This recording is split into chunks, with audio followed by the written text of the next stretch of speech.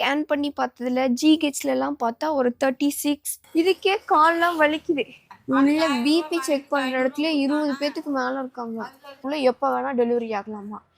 சொன்னதுக்கப்புறம் அந்த அம்மா என்ன பண்ணிட்டாங்கன்னா, நீங்கள் பெட்டில் அட்மிட் ஆகணும்.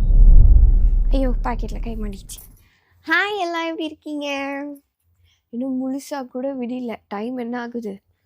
ஒரு 6:30 கூட ஆகலை. ஆனால் நாங்கள் ஹாஸ்பிட்டலுக்கு கிளம்பிட்டோம்.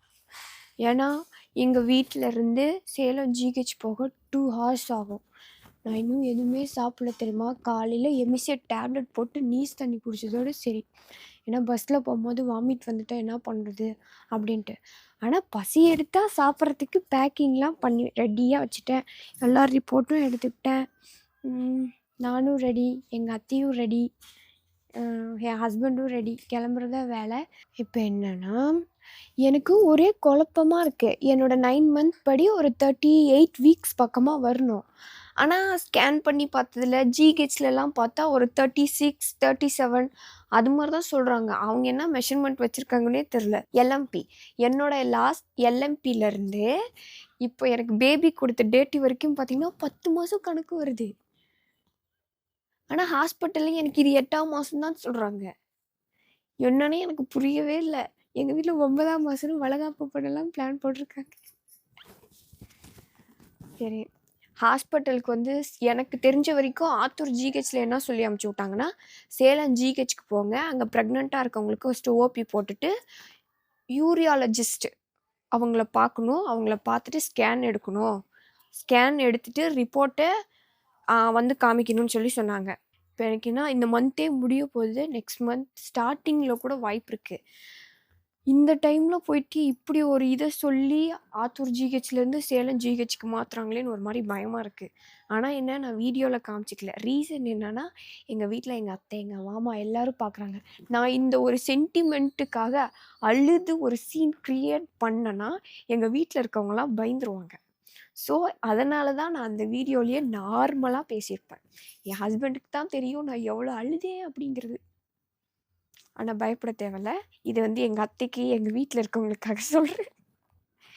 சரி, நாங்கள் பஸ் ஏறதுக்கு எங்களுக்கு டைம் வேறு ஆயிடுச்சு. நாங்கள் போயிட்டு ரெடி ஆகிட்டோம். பஸ் ஏறிட்டு பஸ்ஸில் டைம் கிடச்சா ஏதோ பேசணுன்றதா பேசுகிறேன். பஸ் ஸ்டாப்பிங்க்கு வந்து நின்றுட்டோம். இன்னும் பஸ்ஸே வரவே இல்லை. பயங்கரமாக குளிர், என் கையில் சின்ன இருக்குது. அதனால சோப்பு ஓட்டிட்டேன். இந்த சூரியனே வரலை தெரியுமா. பால் காய வச்சு குடிக்கவே வந்துட்டோம். போச்சு, நீங்களா விருதம் இன்னைக்கு. எனக்கெல்லாம் சோறு போட்டுக்கிட்டோம்ப்பா.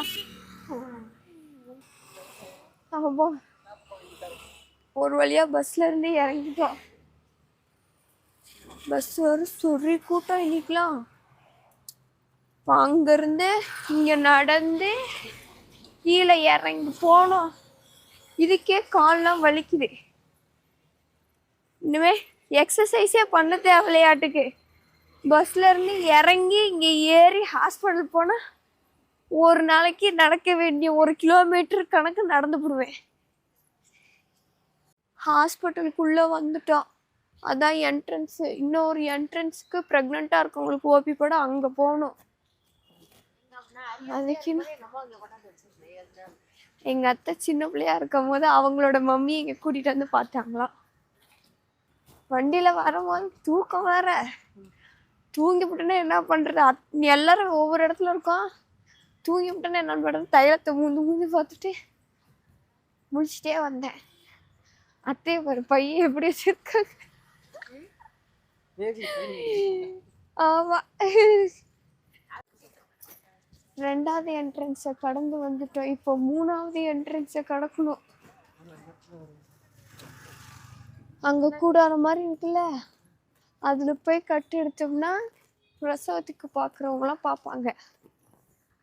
இதே நடக்கலாம் முடியும்.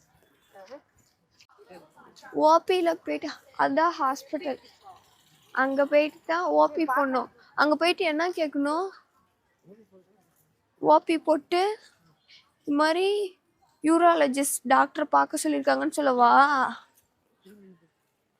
யூராலஜிஸ்ட் டாக்டர் பார்க்க சொன்னாங்கன்னு சொல்லவா. பயமாக இருக்கு, என்ன சொல்லுவாங்கன்னு தெரியல. ஃபர்ஸ்ட் டைம்ல உங்களை விட மாட்டாங்க. என்னை நானும் அத்தையும் போனாதான் பாரு வேணாம். வா வா அப்படியே பூந்துடலாம். ஃபர்ஸ்ட் டைம் டாக்டர் கேட்கணும்னு சொல்லு. விசிட்டட் அவர்னா விட்டுருவாங்க, இல்லைன்னா எதாவது கேட்பாங்க. இல்லட்ட இங்கேதான் ஓபி போடணும்.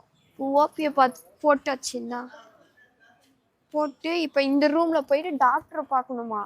ஓபி சீட் போகிறவங்கள்ட்ட கேட்டேன். டாக்டரை பார்த்துட்டு அதுக்கப்புறம் அவங்க என்ன சொல்கிறாங்க பாருங்கன்னு சொல்லியிருக்காங்க.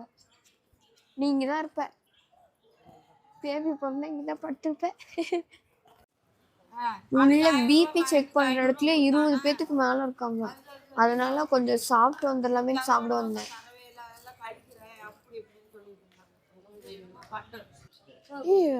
நம்பர் ஜிஹெச்ல ஹைட்டு பார்த்தா 154 காமிச்சிச்சு. இங்கே ஹைட்டு பார்த்தா 150 சொல்லுது அந்த பொண்ணு. குட்டி ஆயிட்டணும். சரி, நான் பிபி எல்லாம் செக் பண்ணிட்டு டாக்டர் பார்த்துட்டு எப்போ வருவேன்னு தெரில. வந்ததுக்கப்புறம் ரிப்போர்ட் சொல்கிறேன். போயிட்டு வருவா, பார்த்துருங்க, சாப்பிட. முருகா என்ன பண்ணுறதுனே தெரியல. பிபி ஹைட் எல்லாம் செக் பண்ணிட்டு டாக்டர் போய் பார்த்தேன்னா டாக்டர்கிட்ட சொன்னேன், இது மாதிரி யூராலஜிஸ்ட்டை பார்க்க சொல்லியிருக்காங்க, எனக்கு ஆப்ரேஷன் பண்ணியிருந்தாங்க அப்படின்னு சொன்னேன்னா, சொன்னதுக்கப்புறம் அவங்க என்ன சொன்னாங்க, ரிப்போர்ட் நான் ஸ்கேன் பண்ணல 2 வருஷத்துக்கு முன்னாடி. எப்போ பண்ணேன்னு கேட்டாங்க. நான் 10 வயசு இருக்கும் போது பண்ணேன் அப்படின்னாங்க. எது மாதிரி பண்ணாங்க? நாங்கள் கிட்னியில் வந்து சதை மாதிரி வளர்ந்துட்டு இருந்துச்சு, அதை எடுத்துட்டாங்க. அதுக்கப்புறம் எனக்கு எந்த ஒரு ப்ராப்ளமும் இல்லை, நான் டேப்லெட்டும் அதுக்காக எடுத்துக்கல அப்படின்னு சொன்னேன். அதுக்கப்புறம் 2 வருஷத்துக்கு முன்னாடி எடுத்த ஸ்கேன் காமிச்சதுக்கப்புறம் அவங்க சொன்னதை சொன்னேன். இந்த எனக்கு ஆப்ரேஷன் பண்ண டாக்டர்கிட்டயே போயிட்டு நான் ஸ்கேன் பண்ணிட்டு காமிச்சேன். அவங்க என்ன சொன்னாங்கன்னா, இது கிட்னியே அவங்களுக்கு இப்படி தான், ஒருவேளை சதை எடுத்ததுனால லைட்டாக வீக்கமாக இருக்கா என்னன்னு தெரில அப்படின்னு சொன்னாங்க. ஆனால் மித்தபடி எந்த பிரச்சனையுமே இல்லை, இப்போ ஏதாவது வலி ஏதாவது இருக்கான்னாங்க. இல்லைன்னு சொன்னேன் அப்படின்னு இவங்கக்கிட்ட அவங்க சொன்ன ரிப்போர்ட்லாம் இவங்கக்கிட்ட சொன்னேன்னா, அதுக்கப்புறம் என்ன பண்ணாங்க, சரி அப்படின்னு சொல்லிட்டு இந்த தடுப்பூசி அட்டையை பார்த்தாங்க. என்னோட ஜிஹெச் நர்ஸு என்னோட இடிடியை வந்து 17/2/2026 போட்டிருக்காங்க. அப்புறம் என்னோட இடிடியை பார்த்துட்டு அவங்களே ஷாக் ஆகிட்டாங்க. ஏன்னா இந்நேரம் குழந்தை பிறந்திருக்கணுமே அப்படின்னு. அப்புறமேட்டுக்கு நான் சொன்னேன், இந்த இடிடியில் என்னோட ஸ்கேனில் வந்து 27/3 தான் கொடுத்துருக்காங்க அப்படின்னு நான் சொன்னேன்னா, நோட்டில் நம்மளோட சின்ன நோட்டில் வந்து இந்த இடிடியை போட்டாங்க. நான் அவங்கக்கிட்ட அப்பயே சொன்னேன், எனக்கு 27/3 தான் இடிடி கொடுத்துருக்காங்க, இது என்னன்னு தெரில, எங்கள் நர்ஸு போட்டிருக்காங்க அப்படின்னு நான் இருந்துட்டு சொன்னேன். அவங்க என்ன சொன்னாங்கன்னா, அதெல்லாம் எங்களுக்கு தெரியாது, நாங்கள் இதில் என்ன இருக்கோ அதை தான் போடுவோம் அப்படின்னு சொல்லிவிட்டாங்க. இதை நான் என்ன பண்ணேன், அவங்கக்கிட்ட அப்படியே சொல்லிவிட்டேன் டாக்டர்கிட்ட. நான் அப்பயே 27/3 தான் சொன்னேன், அவங்க இதில் என்ன இருக்கோ அதை தான் போடுவேன்னு சொன்னாங்க மேம் அப்படின்னு சொல்லிவிட்டேன். சொன்னதுக்கப்புறம் அந்த அம்மா என்ன பண்ணிட்டாங்கன்னா, நீங்கள் பெட்டில் அட்மிட் ஆகணும், ஏன்னா டேட் வந்துருச்சுல்ல, எந்த டேட்டுன்னு இந்த இதுலேருந்து 17/2 27/3 எப்போ வேணால் டெலிவரி ஆகலாமா.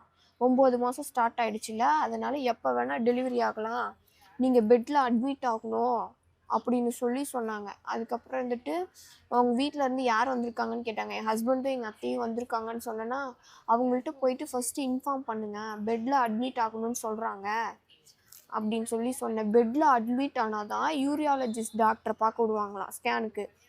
அவங்க பார்த்து அவங்க டிஸ்கஸ் பண்ணுவாங்களாம். அவங்க டிஸ்கஸ் பண்ணதுக்கப்புறம் தான் ஆப்ரேஷன் பண்ணதுனால எப்போ வந்து எப்படி இருக்குது அப்படின்னு சொல்லுவாங்களாம். அவங்க எக்ஸ்பெக்ட் பண்ணுற டேட்டுக்குள்ளே டெலிவரி பெயின் எதுவும் வரலன்னா வீட்டுக்கு அமுச்சுட்ருவாங்களாம். ஸ்கேன்லாம் பண்ணி பார்த்து வீட்டுக்கு அமுச்சுட்ருவாங்களாம், அவங்க எக்ஸ்பெக்ட் பண்ணுற மாதிரி இருந்துச்சுன்னா.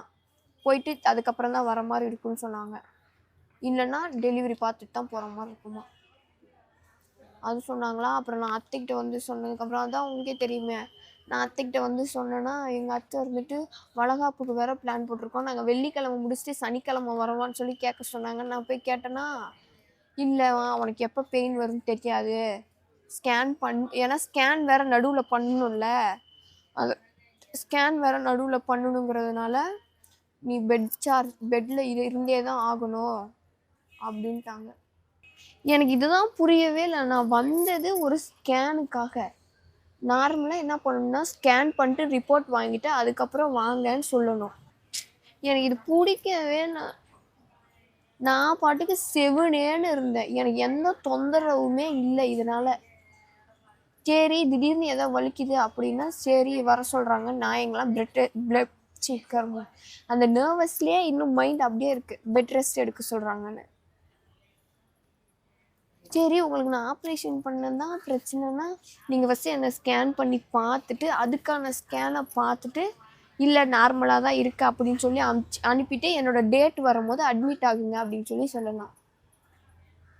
சம்மந்தமே இல்லாமல் இப்போ அட்மிட் ஆகுங்க, நாங்கள் ஸ்கேன் பண்ணி பார்த்துட்டு ரிப்போர்ட் பண்ணி பார்த்துட்டு அதுக்கப்புறம் நீங்கள் வீட்டுக்கு போகலாமா வேணாமான்னு சொல்லுவோங்கிறாங்க. அட்மிஷன் ஆகிக்கிறேன்னு சொல்லலான்னு போனேன்னா அந்த டாக்டர் என்ன பண்ணிட்டாங்க, இன்னொரு டாக்டர்கிட்ட நோட் கொடுத்துட்டாங்க.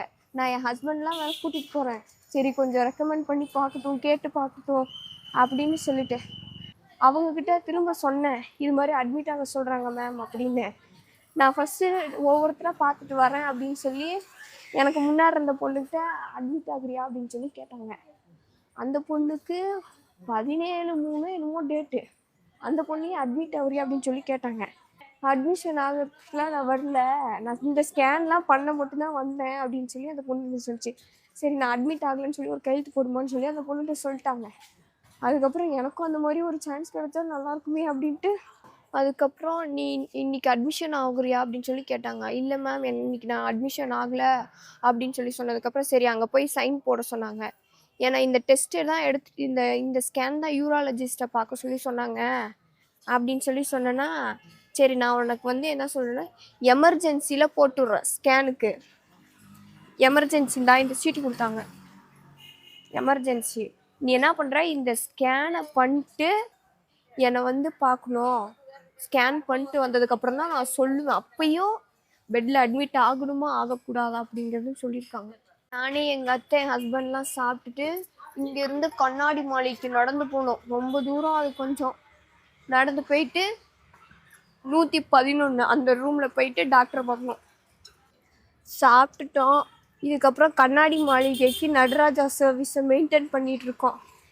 இங்கேருந்து போகணுமா கண்ணாடி மாளிகைக்கு எங்கேயோ. நாங்கள் கண்ணாடி மாளிகை ரீச் பண்ணிவிட்டு எங்களோட 111வது ரூம்பை ரீச் பண்ணிட்டு என்ன சொல்கிறாங்கன்னு பார்க்கலாம். திரும்ப அங்கேருந்து இங்கே நடந்து வந்து பழைய டாக்டரை பார்க்கணும். So my God. கண்ணாடி மாளிகைக்குள்ளே வந்துட்டோம். இப்போ ஸ்கேனுக்கு வந்து 111 அந்த ரூமுக்கு போகணும். 130 124 அங்கே தான் ஸ்கேன் பண்ணணும். எமர்ஜென்சின்னு சொல்லி உள்ளே கொடுத்துருக்கேன், செக் பண்ணிகிட்ருக்காங்க. இப்போ என்ன பண்ணா திரும்ப ப்ரெக்னென்ட் டாக்டர் பார்க்குறாங்கல்ல பிரசவத்துக்கு, அவங்கள்ட்ட போயிட்டு காட்டணும். அவங்க என்ன சொல்கிறாங்கன்னு தெரில. இந்த ரிப்போர்ட்லாம் பார்த்துட்டாங்க டாக்டர், அதே டாக்டர் தேடி கண்டுபிடிச்சி பார்த்துட்டேன். கிட்னிலாம் நல்லா தான் இருக்காம்மா, ஆப்ரேஷன் பண்ணியிருக்கனால முழு மாதம் அதே தான் சொல்லுவாங்களே நிற மாதம் வரைக்கும்லாம் உனக்கு வெயிட் பண்ண மாட்டோம். ஏன்னா இப்போ இப்பயே உனக்கு வந்து லைட்டாக கால் வீக்கம் இருக்குது, பிபிலாம் மானிட்டர் பண்ணணும் அப்படின்னு சொல்லிட்டு பெட்டில் வந்து எப்போ சேர்றியோ அப்போ சேர்ந்துக்கோன்னு சொல்லிட்டாங்க. நான் சாட்டர்டே வந்து சேர்ந்துக்கவான்னு சொல்லி கேட்டேன். நீ எப்போ சேர்றியோ வந்து சேர்ந்துக்க, உன்னை மானிட்டர் பண்ணணும் அவ்வளோதான், பிரசவத்துக்கு முன்னாடி அப்படின்னு சொல்லி சொல்லிட்டாங்க. இதுதான் சொன்னாங்க. நான் கிளம்பலாமா அப்படி இல்லை. அடுத்து எப்போ வர்றதுன்னு சொல்லி கேட்டேன். நீ அடுத்து பெட்டில் எப்போ அட்மிட் ஆகுறியோ அப்போவா அப்படின்ட்டாங்க. ஆனால் உனக்கு இங்கே தான் பார்த்தாகணும், அதை கன்ஃபார்ம் சொல்லிட்டாங்க. வேறு எங்கேயும் பார்க்க மாட்டேன், கன்ஃபார்ம் உனக்கு பிரசவம் இங்கே தான் பார்க்கணும், உன்னை வந்து ஒரு வாரம் மானிட்டர் பண்ணுற மாதிரி இருக்கும் அப்படின்னு சொல்லி சொல்லிட்டேன். அவ்வளோதான் சொன்னாங்க. இப்போ வீட்டுக்கு போகலாம், வளகாப்பு பண்ணலாச்சு. அவ்வளோதான், நாங்கள் வீட்டுக்கு கிளம்பிட்டோம். என்னடா இது இவ்வளோ நேரம் பெட்டில் அட்மிட் ஆகணும், ஸ்கேன் பண்ணணும், அது பண்ணணும் பரபரன்னு பேசிகிட்டு இருந்தேன், இப்போ வீட்டுக்கு போகிறேன்னு சொல்லியிருந்தாங்க நினைக்கிறீங்க. ப்ராமிஸாக இங்கே பாருங்க, ஃபார் அட்மிஷன். இன்னைக்கு அட்மிஷன் போடணுன்னு எழுதியிருக்காங்களா. நான் வேற ஒரு மேம்க்கு திரும்ப காமிச்சிட்டு ஸ்கேன் பண்ண சொன்னாங்களா, ஸ்கேன் பண்ணிட்டு ரிப்போர்ட் காமிச்சேன். அவங்க என்ன சொன்னாங்கன்னா எவ்வளோ சீக்கிரம் அட்மிட் ஆகணுமோ அவ்வளோ சீக்கிரம் அட்மிட் ஆகணும்னு சொல்லவும் இதாண்டா சாக்குன்னு பூந்தடிச்சு வந்துட்டோம்.